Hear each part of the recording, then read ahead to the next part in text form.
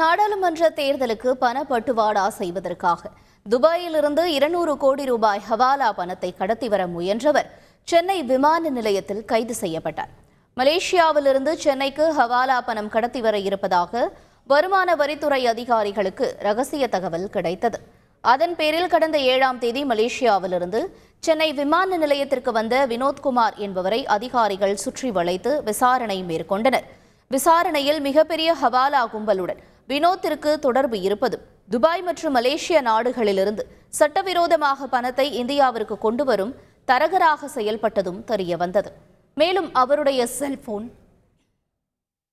Laptop ஆகியவற்றை ஆய்வு செய்த போது அவர் துபாயில் வசிக்கும் செல்வம் என்பவர் மூலமாக தமிழகத்தில் நாடாளுமன்ற தேர்தலுக்கு வழங்குவதற்காக ரூபாய் 200 கோடி பணத்தை விமானம் மூலம் கொண்டுவர திட்டமிட்டது கண்டுபிடிக்கப்பட்டது.